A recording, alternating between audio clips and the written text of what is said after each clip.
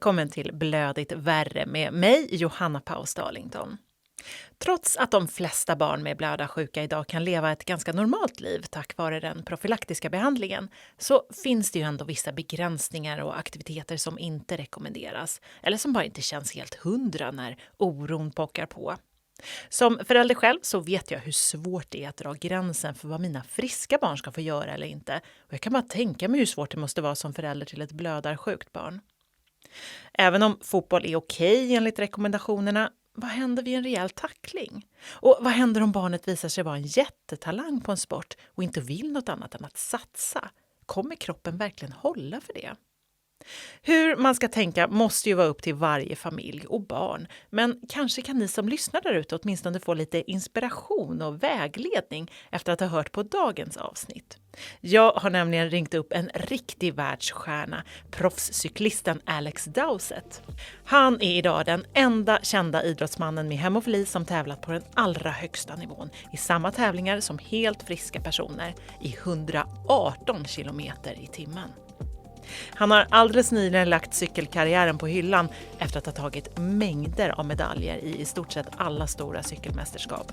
Nu ägnar han sig bland annat åt att få fler barn med blödarsjuka att våga satsa på sport. Hi Alex, how are you? Very well, thank you. How are you? I'm good, thank you. Tell me what you're up to these days. Oh, just moved countries and moved house, moved countries as well. So it's been quite hectic. But yeah, recently retired from professional cycling. I would still call myself a cyclist, but not at the same level anymore. And starting life after professional sport, which has been good fun so far. I've enjoyed it. And that's why you moved countries as well, because you stopped the professional cycling. Yeah, we lived in Andorra, and we lived at the top of a whacking great big mountain at 2,000 meters altitude to be training at altitude, and yeah, and the minute cycling finished, I learned how to ski. I sort of did a winter of skiing, which was good fun, and then moved back to the UK, which is where I'm from, so back to near my family and friends, and yeah, it's new chapter. You've had a fantastic career as a cyclist. How did it all start? It is very hemophilia focused. It's like a lot of kids, there was a lot of sports I wasn't allowed to do in school. Football, rugby, the two main ones, and they're two of the main sports in school. And sort of I had this mentality that I wanted to be in sport and I wanted to be good at sport. My father really helped because he would say to me, unless you try a sport, you're not going to know if you're good at it.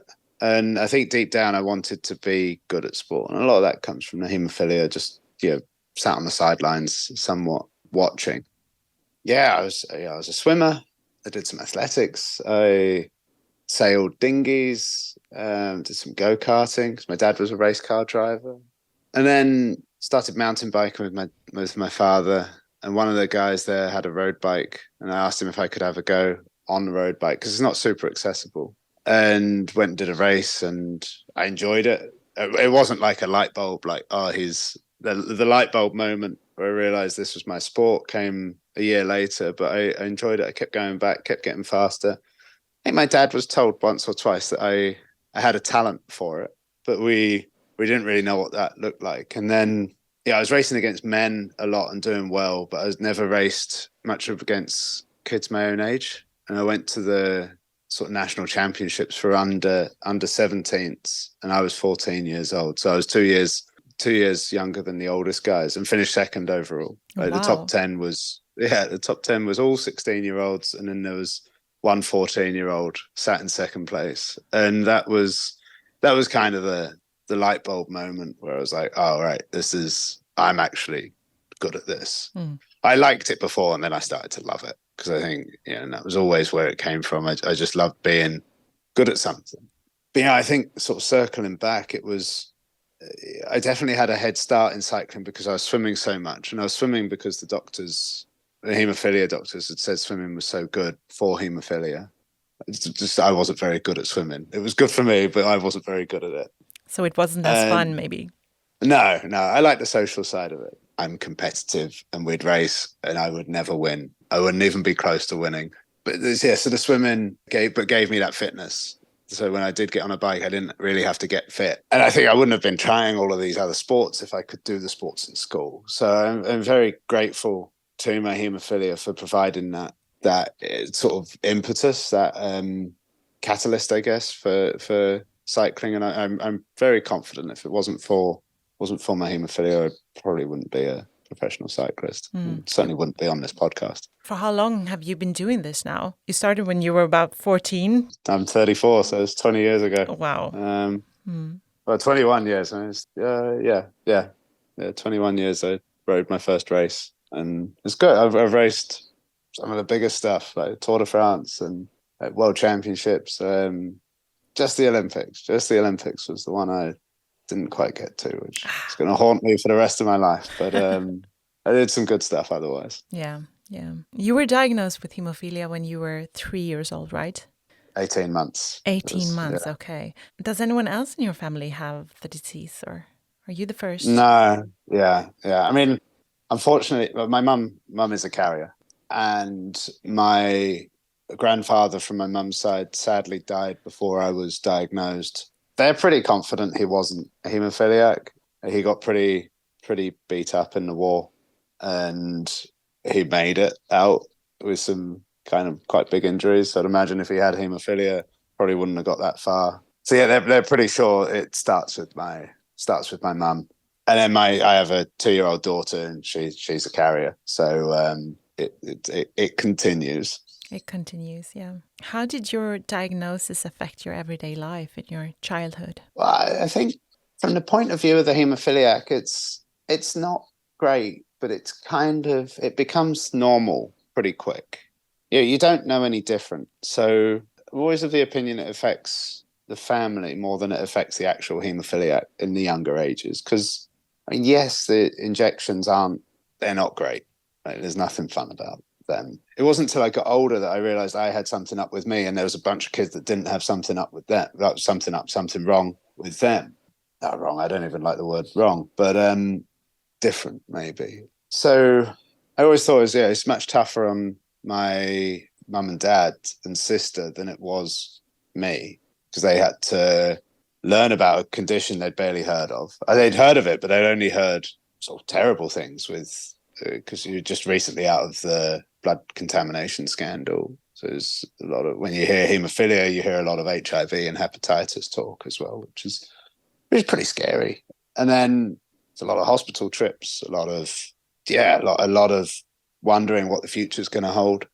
And it's, tough, really tough. But we trod our own path. I think there was the thing we decided not to do. We went to one or two, and my mum and dad recall it. They'd go to other parents to learn about like life with haemophilia. And it was just, everyone wanted to share their most negative. Everyone wanted to share horror stories, like negative stories. It was all so much negativity. And my mum and dad, bless them, they're brave. They took a step back and went, you know what, we're gonna work this one out for ourselves. We're gonna tread our own path. We definitely took some risks that we perhaps wouldn't have done if we'd gone to all of these doom and gloom sessions. We never went into these sports. We never disrespected the condition, because we figured like the doctors should be the ones telling us yes or no, and they never really if we'd gone in and said we want to go do boxing, they'd have gone absolutely not.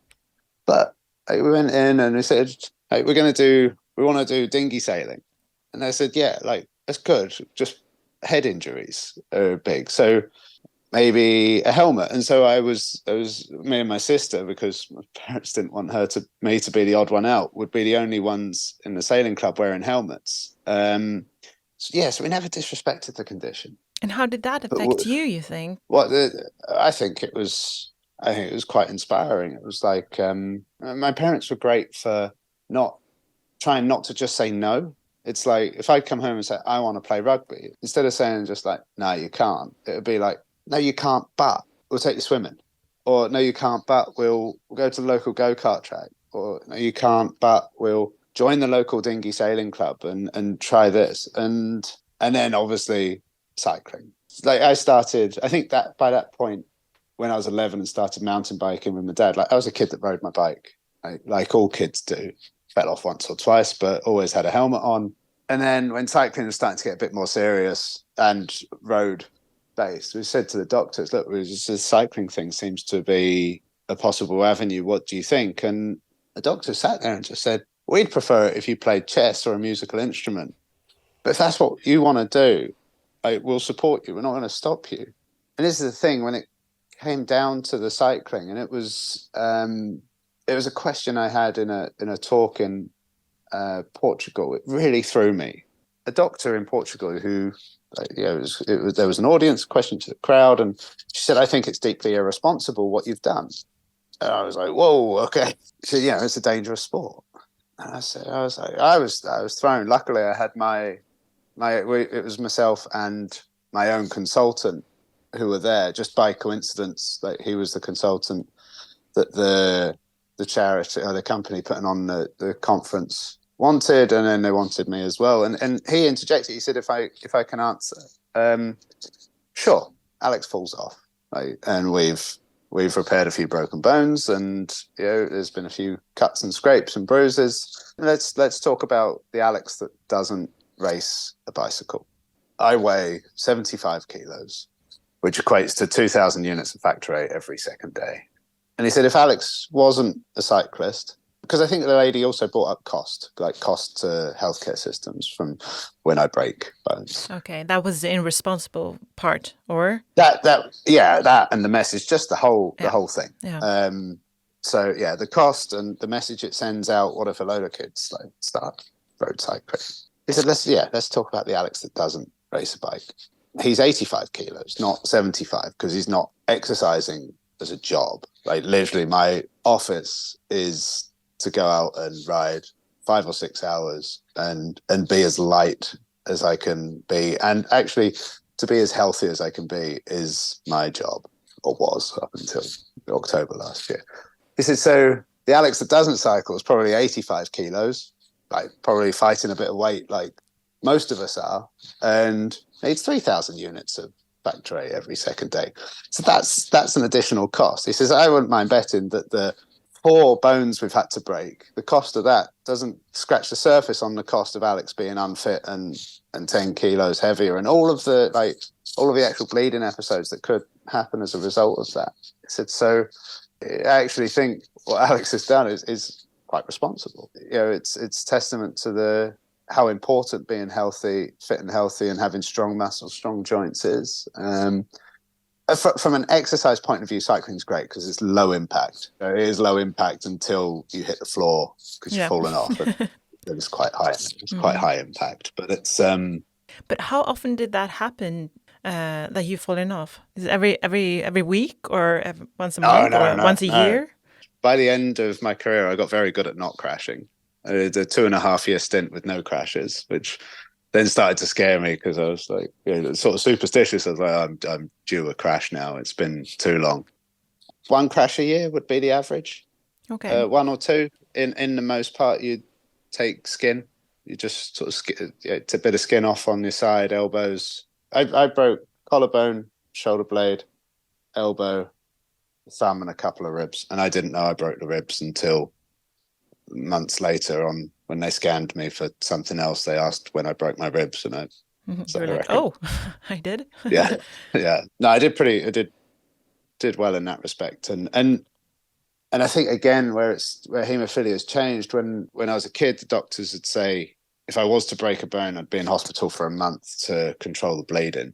That used to scare me. It used to really scare me, and because I knew collarbones, cyclists and collarbones was the one.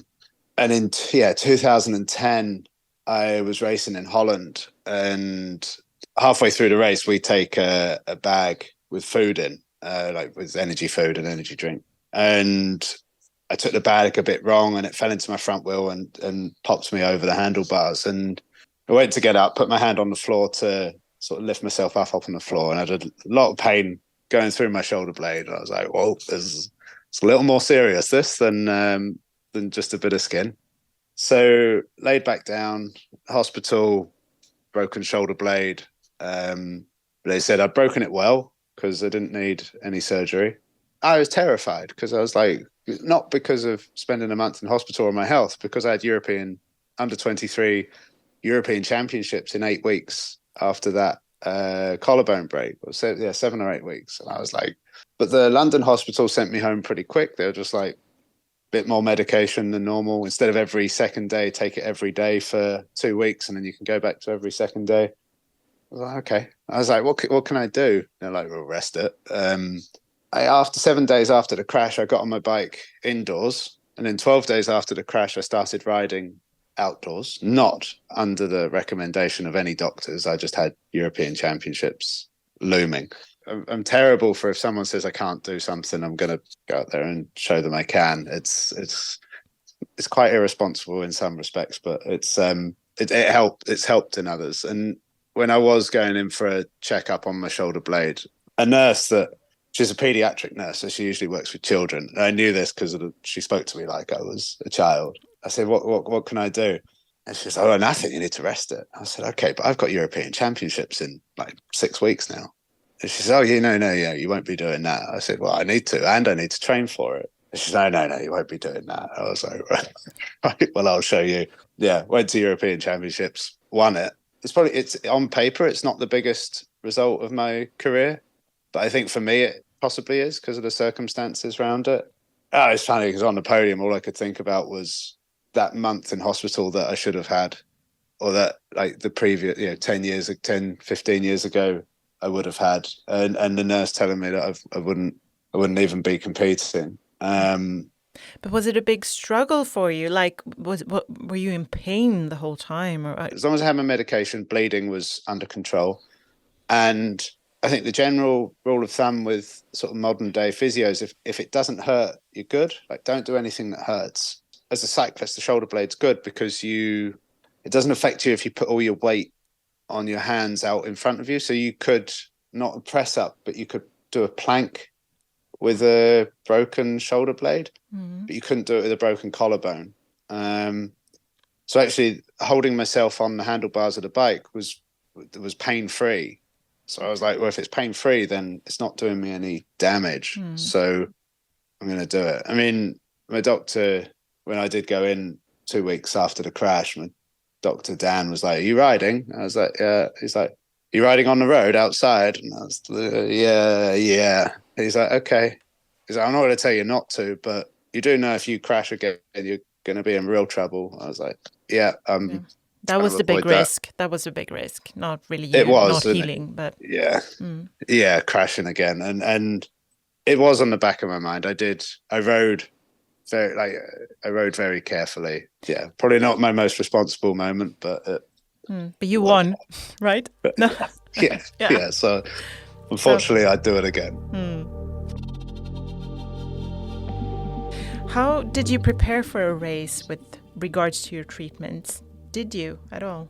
Well, I think the most frustrating part of it all was having to take the treatment with me. I mean, the races are all international, so the long ones, we call them the Grand Tours, which is like the Tour de France. There's also one in Italy and there's one in Spain as well. I'd have to take 3 weeks worth of treatment with me, like in my hand luggage. So yeah, I had to do it, but it was normal, but it was a bit frustrating. So yeah, if my treatment would be every second day, I would make sure that on race day was a treatment day. So I might miss a day. Like my treatment plan was very much catered around risk.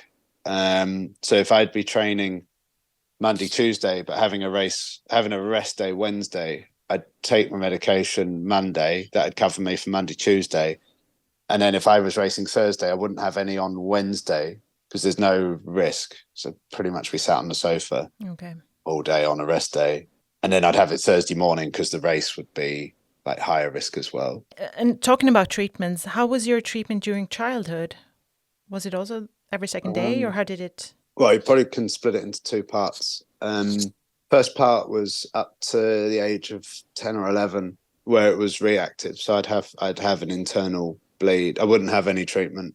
And then when I had a bleeding episode, I would then have treatment. And then, at 12, they put me on to prophylaxis treatment, which I think was 1,000 or 1,500 units every second day initially, and then when I got bigger and heavier, it went up to 2,000 units. Yeah.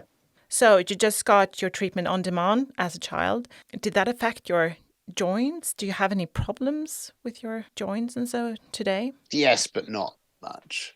I've got an elbow and an ankle. In my elbow is just limited range of movement, which I barely notice it. If I have to put on a tie, which is quite rare as someone that wears active sportswear every day. You might be doing it more now. Might be doing it more now. You never know. Right? Yeah, it'd have to be a clip-on job.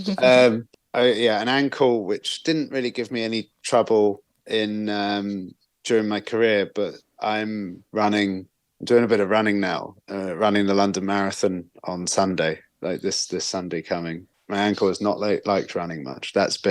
I've had to manage it and sort of work on it slowly, but it's been pretty good. It's improving. I met once with he's a former Global World Hemophilia Association, and he asked that question to me. He's like, "Have you got any problems with joints?" I was like, "Oh yeah, I've got an elbow that doesn't bend properly and an ankle." And then I made the mistake of asking him if he had any, and it was quite the list.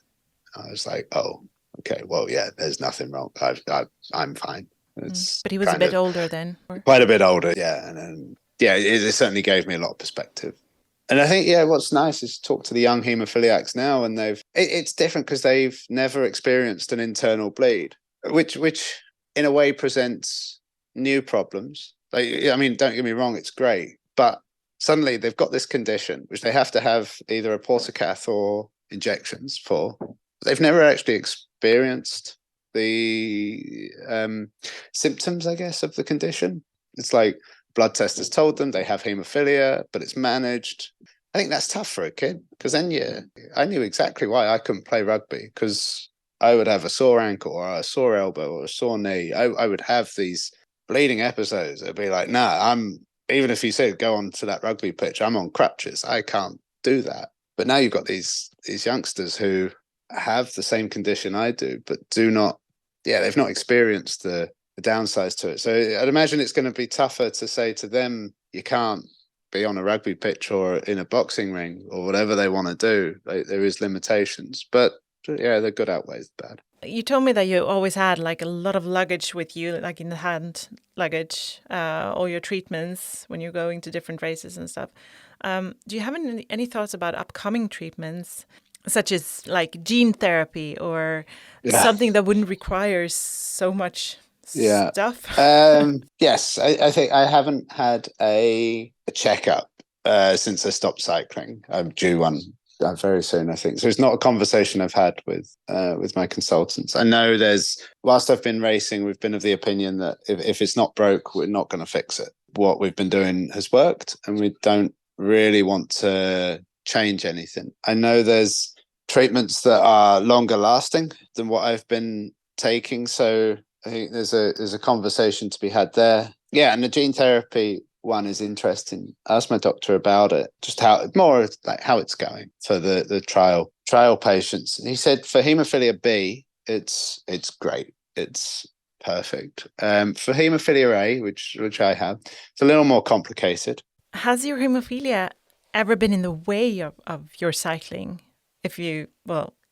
I know you already talk about the big luggage, hand luggage you need to take everywhere, but no, it's been nice actually. I had a mum a talk once said, "What does your team do when you crash?" And it's a when question. It's not an if. And I said, well, okay, if I can get up and carry on, like if I've just cut some bruises, then I will. And if I can't, then I need to go to hospital. They said, right, so pretty much the same as everyone else in the team. And I said, yeah. I said, hospital's going to panic when I arrive, but otherwise, no different to anyone else on the team. To this mum of a newly diagnosed haemophiliac, she was like, right, so you're in quite a dangerous sport and you are being treated no differently to any of your teammates. And I said, no, I guess not. She says, right, then why should my son be treated any differently at school? And I said, I can see that. And I think that was a super important message that came from my cycling career.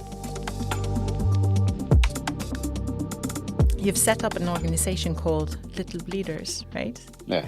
And it aims to encourage children with bleeding disorders to engage in sports, like especially cycling and swimming. Why did you do this? Yeah, so an opportunity arose when I was sort of 24 with a large pharmaceutical company to travel around Europe with a campaign that we called Miles for Haemophilia to talk about my story. The good thing is the pharmaceutical company, from their point of view, and I know they get a bad rep in a lot of ways, but for me, they wanted to encourage a healthy lifestyle, which, if you think about it, the knock-on effect to that is actually less medication sold, less problems. So in my eyes, that was a good thing. So we traveled around, talked, visited multiple countries, went to Stockholm, talked there. Yeah, Finland, Portugal, Spain, Germany, Austria. Yeah, all over. And I knew in the haemophilia world that I was a little bit unique, but I didn't realize how unique, for one. And then I didn't realize the power of my story to provide a best case scenario when there's so many worst case scenarios. I thought about the family meetings that my parents decided not to go to because it was doom and gloom. And I was like, I'm now providing exactly what they needed in 1990. My manager and I at the time, he was like my manager for cycling teams and stuff, but I was always like, I want to do more. So we said, what can we do? And it was like the obvious one was start up an organization, a charity. In the first few years, we were focused like on policy change in government and stuff, which was fine. Like, we did some good stuff, but it wasn't really what I wanted us to be doing. And then in the last couple of years, we've really changed direction and created the sports fund, which has been very well timed in light of we have a cost of living crisis here in the UK. So a lot of family, and for young haemophiliacs, a lot of the sports that are good for young haemophiliacs are extracurricular. They cost, they're after school clubs and they cost money. And a lot of the families that want to take their kids to these extracurricular, like gymnastics classes, dance classes, swimming, cycling, they can't because it costs money. So we provide we've had some generous donors. I've used my platform to raise a lot of money for Little Bleeders as well. I did a world record attempt, failed a world record attempt 2 years ago, but we didn't fail because we raised £55,000, which I guess be about 70,000 euros for that, which was massive. And the amount of families that can support now is colossal. It's a really good thing. My fiance, Chanel, and I run it. We've got a bunch of phenomenal trustees and it's great. And do you encourage any sports that kids want to do, or do you have like some restrictions on what you will fund? That's not a problem we've had to face just yet. No one has applied asking to go to extra rugby lessons. Or it's interesting sometimes how geographical it can be as well. So when I was a kid, my parents asked about skiing holidays. My dad used to ski. Mum's not so much of a fan, but Dad used to ski. And the doctors were like, we're not keen. Like, knee injuries are pretty commonplace and stuff. So we're not. And that's where the element of respect came in. If with the doctors, if they advised something and you went against it, you felt like you're disrespecting them, and they work so hard. So skiing was off the table, and that was fine because in the UK we have to travel to go skiing. But I was in Norway in November talking about skiing, and it was obviously a room full of parents and youngsters with haemophilia, and they all like skiing. We basically ski to school. Everyone skis in Norway. You can't tell anyone in Norway not to ski. I was like, okay, so it's funny how it's geographical in that sense. And I skied this winter, and did that inspire you to start skiing, maybe, or? I enjoyed it. I opened my eyes. I hurt myself. I got too confident too quickly and hurt myself.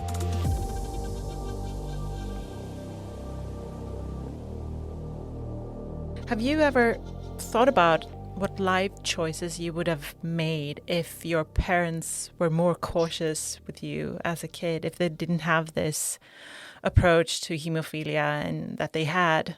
I don't know, because I never felt like I made any decisions, but I never felt like they did either. I always felt like it was joint. We handled hemophilia as a team all the time. Growing older, sort of being a parent myself makes me, I think, a lot more of the way my parents handled my hemophilia and how hard it must have been at times. And everything's worked out pretty good. So I wouldn't have changed anything. What has the cycling given you in terms of experience and life lessons, would you say? I mean, you led a fantastic life, you said, a couple of times. No, it's been great. I've done everything that 8-year-old Alex would have wanted.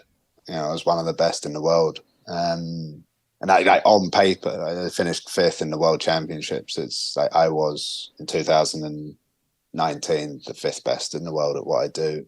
I think if you told 8-year-old Alex that was going to happen, he'd have been real proud.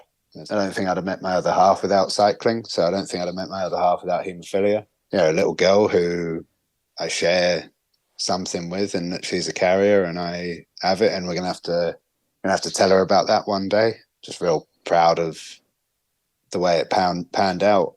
You know, both my parents and proud of myself, because I think it could easily have gone in a different direction, and we came at it with always the mindset as like, we know what we can't do, but let's go and find out what we can do. And I think that was the best thing we could have done. So I wouldn't change a thing.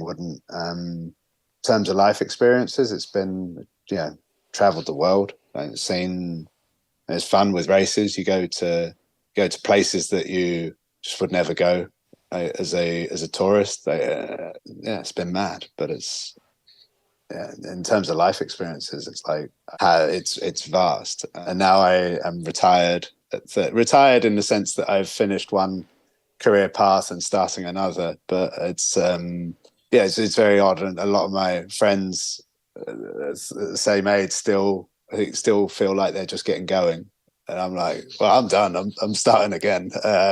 It's great. Do you have any plans? What will you do now? I mean, we've got little bleeders. We want to just keep building on that. That's I've talked about that. We just want to keep doing what we're doing and keep trying to do it better. I'm still going to continue working within cycling.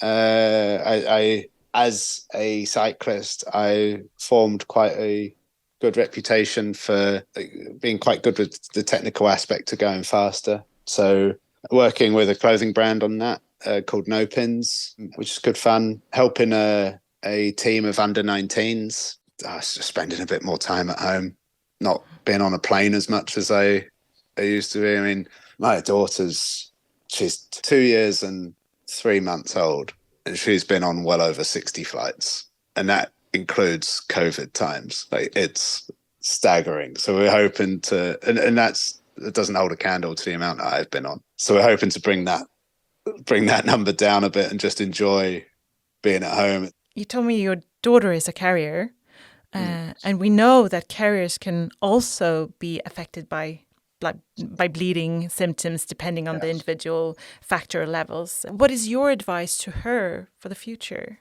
Listen to the doctors, respect what they say, and respect the condition, but don't let it control your life.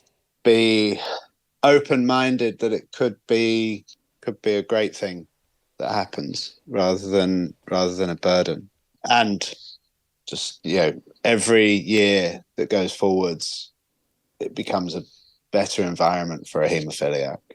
We touched upon that earlier. So I don't think it's very easy to say to a youngster, oh, you're so lucky because you're born here, but they don't care. They're not going to care about that until they're in their sort of late 20s or 30s. So there's a lot of opportunity. What are your hopes for the future when it comes to the haemophilia treatment and so on? Yeah, we want to strive towards a place where there is no haemophilia. I think ultimately, I know it served me well, but for every one of me, there's so many that are not having having a much tougher time. Let's not beat around the bush, without the medication, there's hemophilia is a diabolical place to be, condition to have. So I think that's what I hope for the future, that it doesn't become, that hemophilia doesn't continue to be a kind of disease where your country of residence defines the level of care you get. That's had me in tears at times when I had a dad of a hemophiliac message me, and he was like, what can I do to like help my son have the best opportunities? And he was from Ukraine. This was like way back, so obviously way before everything is started in Ukraine now. And I was like, yeah, just get him swimming a lot, like I did, and just keep on top of your medication. He was like, I have to drive, if my son gets a bleed, I have to drive 4 hours to the hospital to get one dose of medication. I was like, an 8-hour round trip for something that I have a stockpile of in my fridge just because you were born in Ukraine and I was born in the UK. That's not fair. So many don't have the same access to it, and that's what I hope for. Thank you so much for sharing your great story, showing that you can reach the very top and your dreams despite hemophilia diagnosis. This was great. Thank you so much. Thank you for having me. It's been real good.